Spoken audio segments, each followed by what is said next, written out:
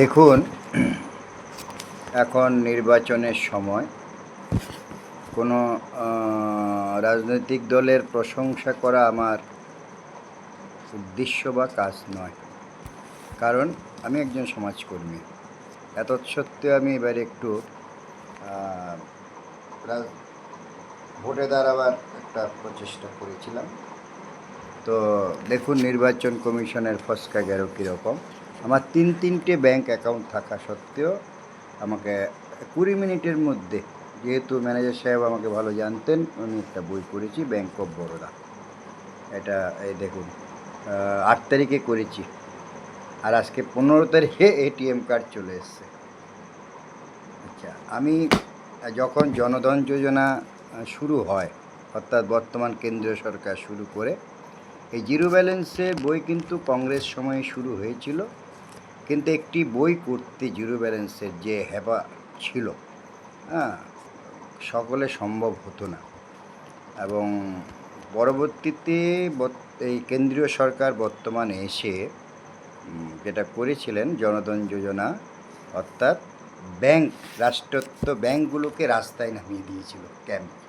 আমিও একটি ব্যাংকের ম্যানেজার, অ্যাসিস্ট্যান্ট ম্যানেজার সকলকে এনে আমার ব্যান্ডেল হুগলি মানব কল্যাণ সমিতির নিকটেই ক্যাম্প করেছিলাম। প্রায় 3 থেকে 3,500 অ্যাকাউন্ট খুলে দিয়েছিলাম, এবং সাথে সাথে তাদের আমি সরাসরি 15 দিনের মধ্যে এটিএম কার্ড, যে এটিএম কার্ডের মধ্যে ডেবিট ক্রেডিট সমস্ত কিছু ব্যাপার ছিল এই জিরো ব্যালেন্সের অ্যাকাউন্টে, 15 দিনের মধ্যে প্রত্যেকের হাতে হাতে দিয়েছিলাম। অনেকে আমার অফিস থেকে সংগ্রহ করেছে, কারণ চুঁচুড়ায় ব্যাংক, অনেকের যাওয়া সম্ভব হতো না। তখনকার দিনে আপ ডাউন 20 টাকা খরচ হতো সেই সময়। কিন্তু এটা একটি বর্তমান সরকারের বড় ভূমিকা ছিল।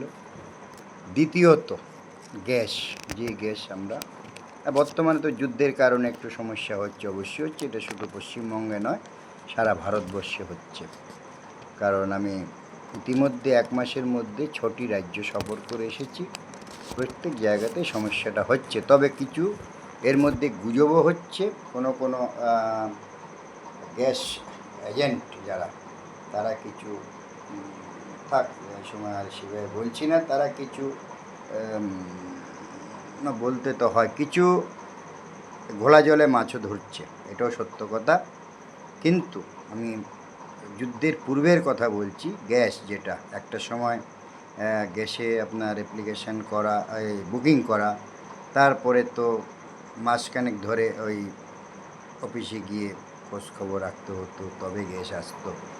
আর এই বর্তমান সরকার এসে কি করলো, যে একটি ফোন করলেই গ্যাস চলে আসে। এটাও একটা বড় সাফল্য বা বড় কাজ এই বর্তমান সরকারের।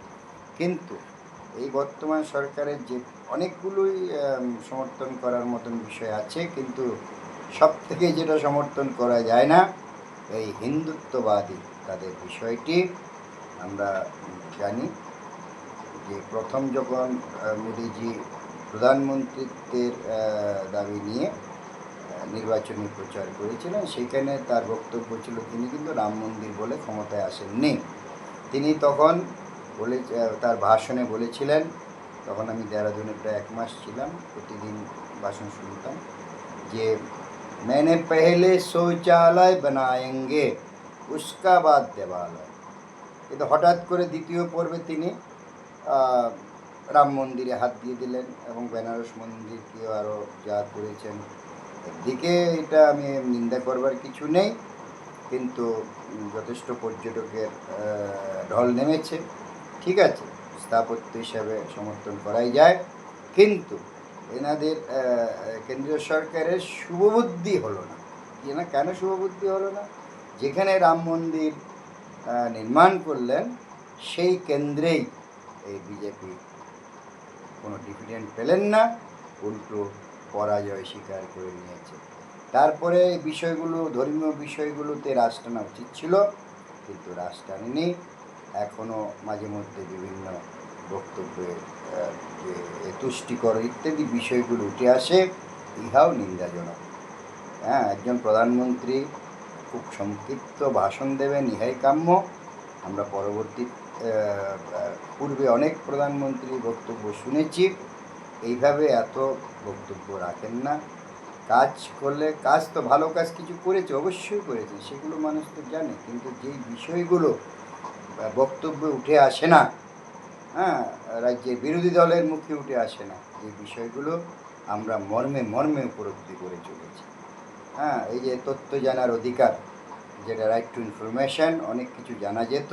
এই কেন্দ্রীয় সরকার এসে কি করলো, ওটাতে কি কি ঢুকালো জানি না, অত পড়াশোনা তো আমার নেই, কিন্তু এখন দেখা যায় কোনো ডিস্ট্রিক্ট ম্যাজিস্ট্রেটকে আরটিআই করলেও তিনি উত্তর পাওয়া যায়, অথচ যে বিষয়ে আরটিআই করা হয় তাদের ডেকে নেওয়া হয়, কিন্তু উত্তর দেওয়া হয় না। তাহলে এটাও কেন্দ্রীয় সরকারের একটা বিষয়, এই আরটিআইতে কিছু মানে এমন কিছু ঢুকিয়েছে যে হয়তো উত্তর দিতে বাধ্য নয়।